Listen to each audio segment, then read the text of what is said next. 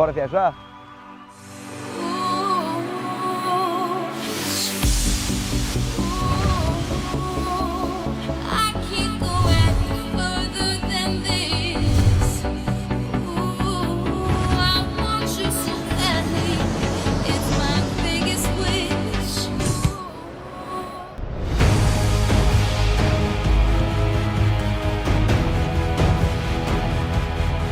Ao longo de milhares de anos, nenhum animal evoluiu tanto quanto o homem.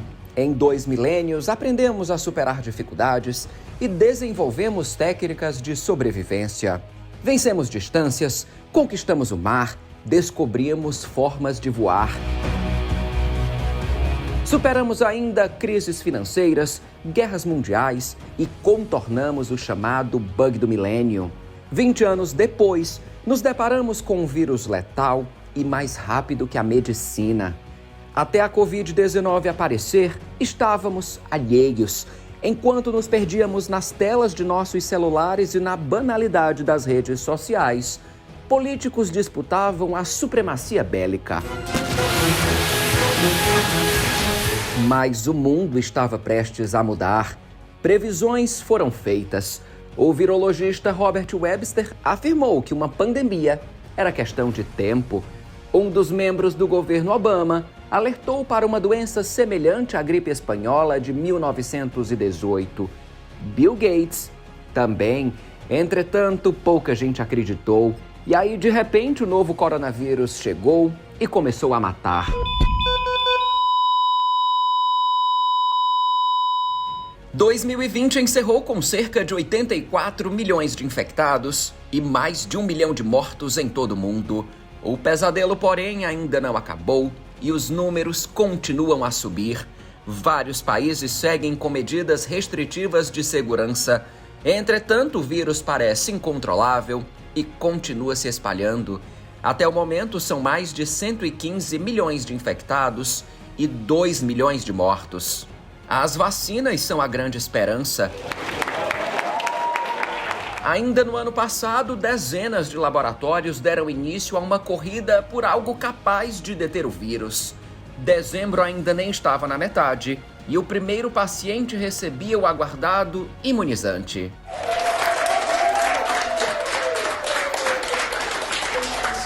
Margaret Keenan, the first in the world, outside of clinical trials, of course, to get the Pfizer vaccine. Atualmente, cerca de 290 milhões de pessoas já foram vacinadas. Israel é o país com a maior porcentagem de sua população imunizada. Já os Estados Unidos são o lugar com maior número de doses aplicadas, seguido pela China. E a expectativa americana é que metade de sua população esteja vacinada até julho. The vaccines are safe.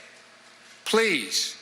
For yourself, your family, your community, this country, take the vaccine when it's your turn and available. E por lá, o líder em doses administradas é a Califórnia, com cerca de 10 milhões de aplicações. O aumento no número de imunizados deverá provocar a reabertura das fronteiras. Mais uma vez, o país poderá receber turistas. Lugares como Los Angeles começarão a se recuperar. Atrações retomarão as atividades. Os parques temáticos, por sua vez, poderão voltar a funcionar após mais de um ano encerrados. Um deles é a Universal Studios, que fechou em março de 2020, interrompendo uma história de 57 anos.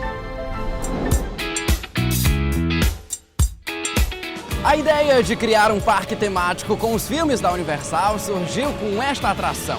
Ainda em 1915, a companhia resolveu criar um tour pelos bastidores de suas produções. A um custo de 5 centavos, milhares de pessoas puderam ver pela primeira vez como funcionava o mundo do cinema. Aí, o tempo foi passando, a ideia do tour foi sendo aprimorada e quase 50 anos depois, a Universal decidiu inaugurar seu primeiro parque aqui em Los Angeles.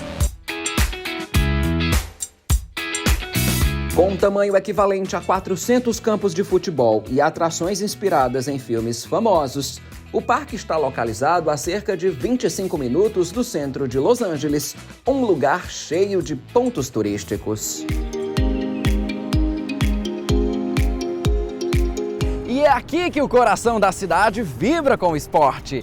Este é o Staples Center, a casa do Los Angeles Lakers, um dos maiores vencedores da NBA, a liga profissional de basquete dos Estados Unidos. E por sinal, o Lakers é o time que mais esteve em finais na história e também que consagrou ídolos do esporte como Magic Johnson e Shaquille O'Neal.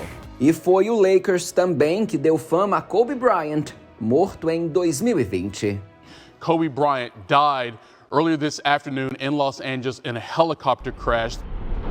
Além do Staples, o centro de Los Angeles também ganha vida com teatro e cinemas e um dos mais importantes museus da música. O Museu do Grammy guarda verdadeiras relíquias de cantores que já venceram a maior premiação da música mundial. Aqui estão expostas, por exemplo, as famosas luvas de Michael Jackson e fotos raras de Whitney Houston. Por causa da pandemia, o museu está fechado. Passeios virtuais estão sendo oferecidos através do site oficial.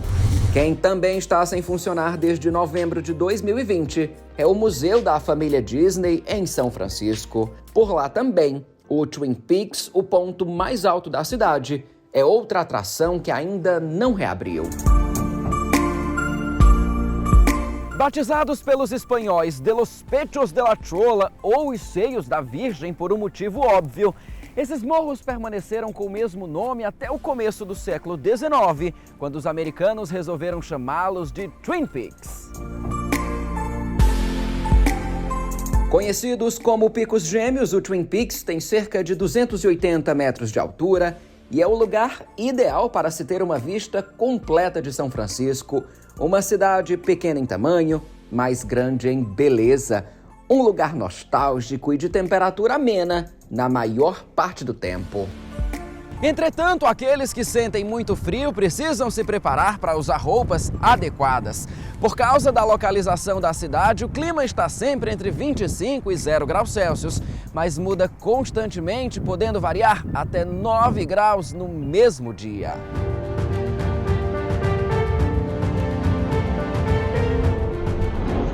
A quase 10 mil quilômetros dali, o Chile também é um lugar de bruscas mudanças de temperatura e paisagens variadas que mudam de acordo com a região.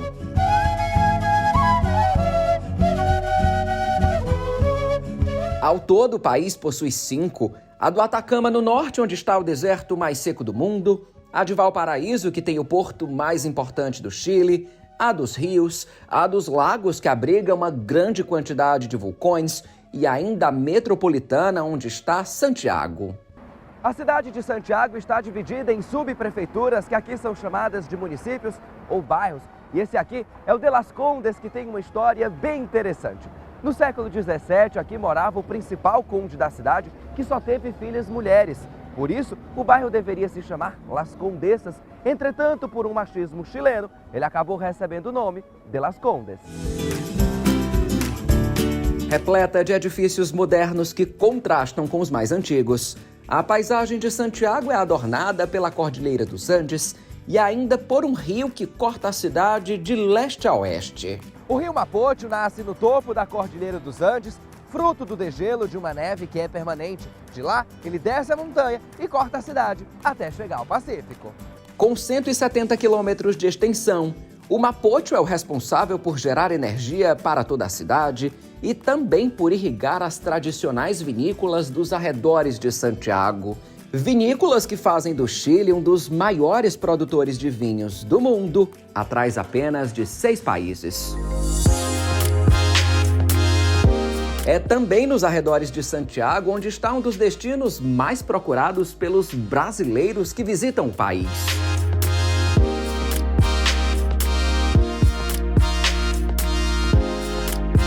Até o Vale Nevado são apenas 60 quilômetros a partir da capital. A viagem dura pouco mais de 1 hora e o caminho oferece belas paisagens e algumas surpresas. O rio Mapocho, aquele rio que corta toda a extensão da cidade de Santiago, nasce aqui na Cordilheira dos Andes, fruto do degelo de uma neve que na verdade é permanente. E aqui atrás de mim, eu tenho uma das nascentes desse rio. Com trechos de água subterrânea, o rio nasce nos Andes e desce montanha abaixo rumo ao mar. Mas é no topo dela onde está o maior centro de esqui da América Latina. Seja muito bem-vindo ao Vale Nevado. Agora a gente está a uma altura de mais de 3.000 metros acima do nível do mar e a temperatura aqui é de 2 graus negativos. Além do Vale Nevado, os arredores de Santiago ainda tem um outro centro de esqui que fica no pequeno vilarejo de Farellones. O lugar se caracteriza pela tranquilidade e por ser um dos destinos de veraneio dos ricos chilenos.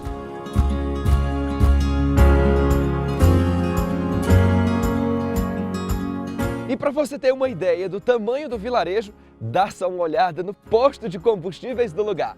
São 2 bombas, um poste e nada mais. Além da região metropolitana, a dos Lagos é uma das mais importantes para o turismo do país. É nela onde está o gigante vulcão Osorno, que tem mais de 2.600 metros de altura. Se engana quem pensa que o Osorno é um vulcão igual a qualquer outro. A cratera principal, localizada no topo da montanha, está coberta por geleiras. Em compensação, 40 como essa aqui cobrem toda a circunferência lateral do vulcão. Diferentes na profundidade e na largura, as crateras são provas vivas da fúria que um dia jorrou do vulcão. Fúria essa que, se por um lado abriu fendas na terra, por outro criou a vida e a beleza do Parque Nacional onde está o Osorno. O vulcão Osorno é conhecido como o demônio das neves. E o motivo a gente só fica sabendo depois de chegar aqui no centro de esqui. É o vento que é muito forte. A gente está a 1.250 metros acima do nível do mar e o vento é tão forte, tão frio, que dificulta a nossa caminhada. Para você ter uma ideia da força do vento, olha como está a nossa van. Olha o quanto ela balança. É um vento de mais de 60 km por hora. É insuportável. A visão é linda, mas o frio chega a ser doloroso mesmo, viu? A lenda do demônio das neves foi criada ainda no século XVI, quando índios mapuches que moravam na região começaram a atribuir os fortes ventos e as bruscas mudanças de temperatura que matavam muitos nativos a alguma maldição.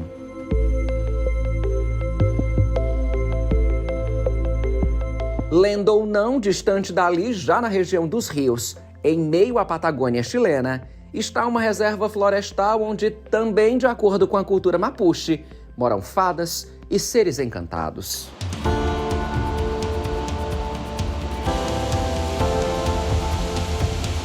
Por mais de 80 anos, essa região sobreviveu da extração da madeira e chegou a um nível crítico de devastação. Foi aí que as autoridades decidiram proibir a exploração, transformando o lugar em um parque ecológico que, anos depois, seria declarado Reserva da Biosfera pela Unesco. Localizada a 860 quilômetros de Santiago, a reserva é hoje um destino sustentável, onde os hotéis foram desenvolvidos de forma a compor a paisagem e preservar o meio ambiente. Um deles é esse aí, que tem um formato peculiar e um número reduzido de acomodações. Os quartos nesse hotel não são grandes. Para você ter uma ideia, essa daqui é a maior suíte do Montanha Mágica. E caso você queira ficar hospedado nela, vai ter que desembolsar $230 por noite. Ao lado desse hotel há ainda outros 2. Um deles foi inspirado no clássico da literatura francesa, O Pequeno Príncipe. Em formato de baobá, uma árvore milenar, o hotel se mistura à vegetação. O interior rústico conta com plantas de verdade e uma decoração aconchegante. O número de quartos por aqui também é pequeno. São apenas 55, cujas diárias têm valores variados. Para se hospedar, por exemplo, no mais simples de todos, O turista paga por dia uma média de $225. Mas para ficar numa suíte como essa, que tem sala de estar, quarto de casal com varanda e banheiro com hidromassagem, você vai gastar cerca de $400 por noite.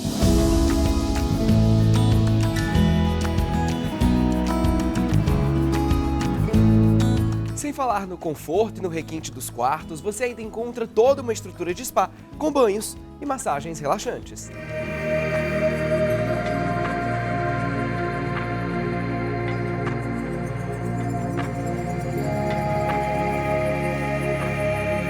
Os valores, claro, variam de acordo com o serviço escolhido e você pode apenas tomar um banho com leite e mel ou fazer uma massagem com pedras aquecidas.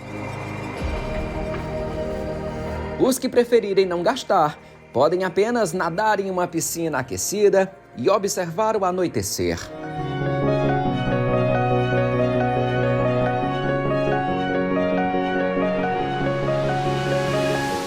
Depois de tomar um banho e trocar de roupa, basta fechar a porta do quarto para que as atividades recomecem.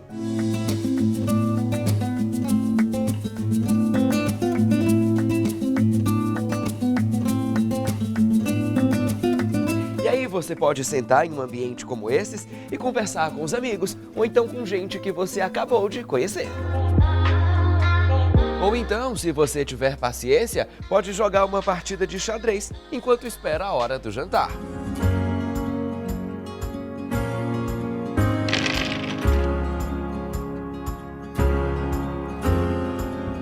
E depois do jantar, que tal vir ao bar e tomar um drink?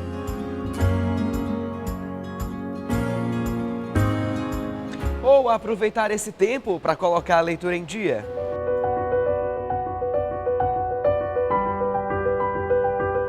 O hotel ainda oferece outras atividades, como sala de cinema, salão de jogos e biblioteca. Mas o melhor mesmo é você não deixar de descansar.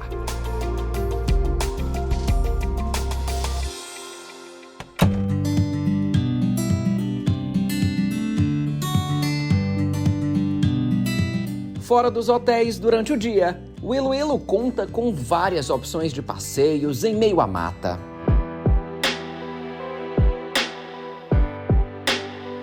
E um deles é o Sendero Los Espíritos, um caminho de cerca de 1 quilômetro por dentro de uma mata fechada e úmida, típica da selva patagônica.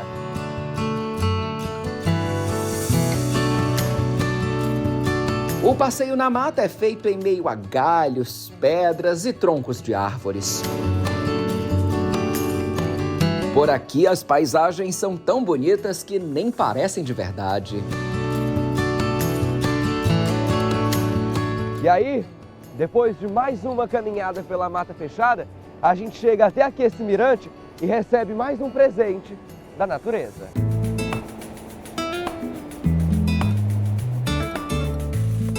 A volumosa massa de água que cai de uma altura de 70 metros nasce no rio Fui, formado pelo degelo da neve da Cordilheira dos Andes, e vai até o rio Panguipui, por uma extensão de 30 quilômetros.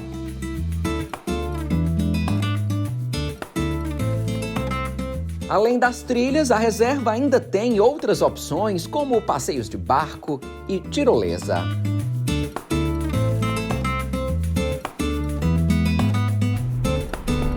Encravada no meio da Patagônia, o Iloilo é um destino para quem gosta de natureza. Os que preferem passeios urbanos permanecem em Santiago mesmo.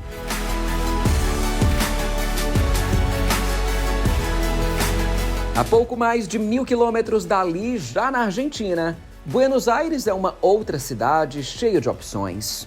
Atualmente, as fronteiras do país estão fechadas para brasileiros por causa da pandemia, mas em tempos normais, a capital recebe milhares de turistas todos os anos. Pessoas que buscam um pouco de história e também de cultura. Afinal, Buenos Aires está cheia de bibliotecas, museus e teatros. Sem falar nos museus e teatros, as livrarias também são muito comuns e uma das características de Buenos Aires. Entretanto, dentre todas as milhares que existem na cidade, uma se destaca. O motivo? Basta olhar ao redor para entender.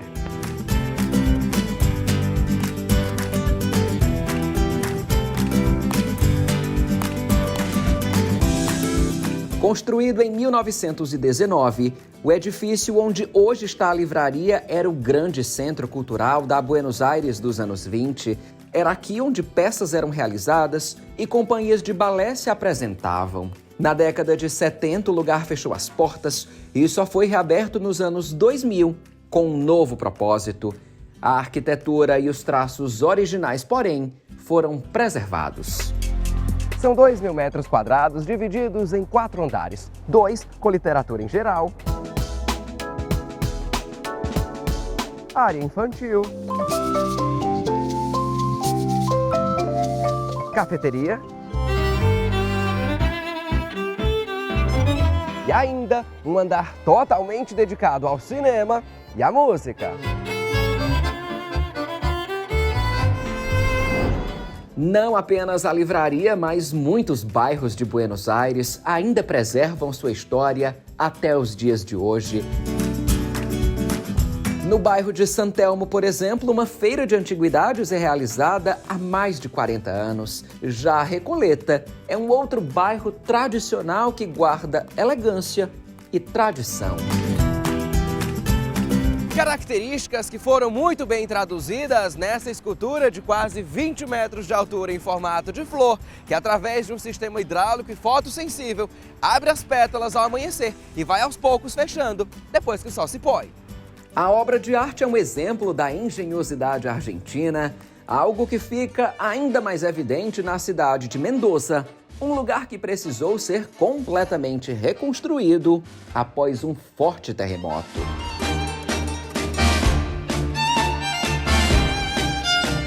Localizada a 1.100 quilômetros de Buenos Aires, quase na fronteira com o Chile e aos pés da Cordilheira dos Andes, Mendoza foi fundada em março de 1561.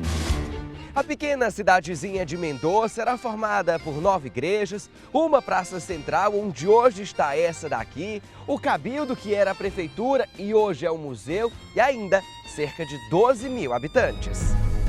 300 anos depois da fundação, um forte terremoto destruiu praticamente tudo. 50% dos habitantes morreram. Só sobrou mesmo um pequeno pedaço da igreja dos jesuítas. Era preciso então reconstruir a cidade e foi justamente isso que fez o governador da época. Para isso, contratou um arquiteto francês que planejou o lugar, de olho em possíveis novos tremores. Por isso, a cidade deveria ser um quadrado perfeito com uma praça central e outras 4 em cada ponta. Se houvesse um novo tremor de terra, os moradores poderiam se refugiar no centro da cidade. Com o projeto aprovado, a nova Mendoza foi inaugurada em 1863 e o quadrado permanece até hoje e as praças também.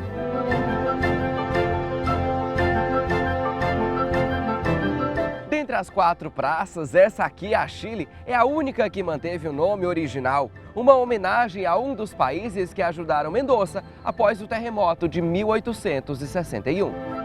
Após o terremoto, a Igreja dos Jesuítas, localizada nas proximidades da Praça Cobo, foi reconstruída e também mudou de nome, passando a ser uma homenagem a São Francisco.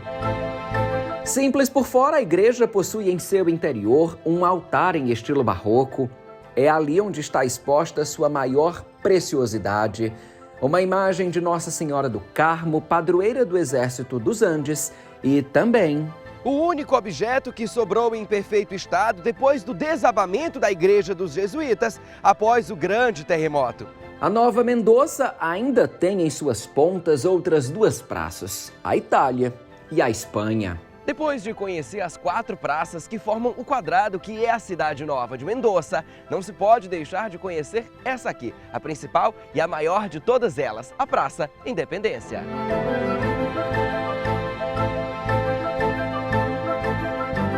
Com cerca de 50.000 metros quadrados, a Independência está localizada no coração da cidade e abriga o Teatro Municipal e o Museu de Arte Moderna de Mendoza. Ali perto está um outro ponto turístico, o Parque San Martín, que é o maior da Argentina. São ao todo 500 hectares protegidos por um gigantesco portão escocês que tem no topo o velho côndor, símbolo da América do Sul. Esse portão foi encomendado por um sultão turco que gostaria de colocá-lo em frente ao palácio onde morava. Entretanto, enquanto o portão era confeccionado na Escócia, uma crise na Turquia derrubou o sultão. Não se sabe como a imagem do artefato foi parar em um catálogo francês, onde foi vista pelo governador de Mendonça, que gostou, comprou e mandou colocá-lo aqui. O portão abre espaço para uma paisagem verde, paisagem essa que foi construída pelo homem. Como assim? Mendonça está localizada em uma área desértica, num terreno de solo pobre, onde nunca chove. Para resolver o problema, canais de irrigação foram construídos de forma que a cidade é hoje um lugar cheio de árvores nativas de vários países. O desenvolvimento delas só foi possível por causa das acequias, que são canais por onde corre a água represada do rio Mendonça, que nasce nos Andes. O projeto não apenas deu certo, como também transformou a cidade e fez dela e do San Martín lugares verdes. Mendonça é uma cidade curiosa que surpreende a cada esquina. As milhares de árvores plantadas em pleno deserto e alimentadas pelas extensas acequias deixam clara a obstinação humana que, quando bem controlada, produz resultados tão positivos quanto Mendonça, a terra do sol, do bom vinho e, claro, de argentinos que, para brasileiros, são, no mínimo, soberbos. A obstinação humana possibilitou a reconstrução de Mendonça. O mesmo ocorreu com Lisboa, em Portugal. Em 1755, a cidade sofreu o pior terremoto de sua história. O lugar foi praticamente destruído. Coube então ao Marquês de Pombal, um dos secretários do governo, reconstruir o local. Surgia assim uma nova cidade que hoje sofre com a pandemia. Portugal registra 800 mil infectados e 16 mil mortos. O país está em lockdown desde a segunda quinzena de janeiro. Lisboa não é mais a mesma. A margem do Rio Tejo, por exemplo, está assim, cheia de fitas que isolam a área. Quem ultrapassar essas barreiras corre o risco de receber uma multa, que aqui é chamada de coima. O valor varia entre 200 e 1.000 euros. Lugares que antes estavam sempre cheios de gente estão agora vazios. As lojas estão fechadas, os restaurantes também. Do porto já não saem mais navios. A queda no número de turistas é a maior dos últimos tempos. Em 2019, Portugal recebeu 27 milhões de visitantes, um aumento de pouco mais de 7% em relação a 2018. A receita do setor de turismo naquele ano passou dos 4 bilhões de euros. Em outubro de 2020, os números haviam caído em 76% e pioraram em novembro, chegando a 85%. E por enquanto, não há perspectiva de melhoras. Por aqui, o estado de emergência vai até pelo menos 16 de março, podendo ser renovado. O lockdown deve seguir até a Páscoa. A vacinação, por sua vez, é extremamente lenta e alguns turistas, como os brasileiros, continuam proibidos de entrar no país. Até quando? Só Deus sabe. Em tempos normais, a capital portuguesa está sempre cheia de turistas. Mas isso é assunto para outra hora, não é não? É sim, é na verdade assunto para uma outra temporada. Bora viajar?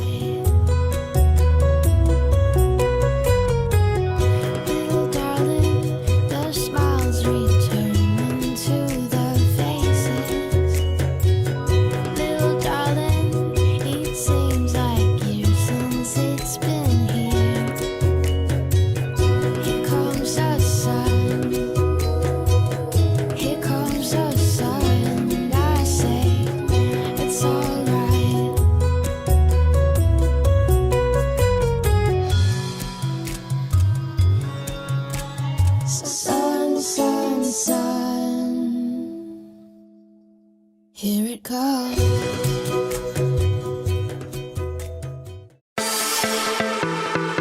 A edição especial do nosso programa acabou, mas você pode continuar viajando através do nosso site. Por lá você fica bem informado sobre tudo o que acontece no mundo da Disney.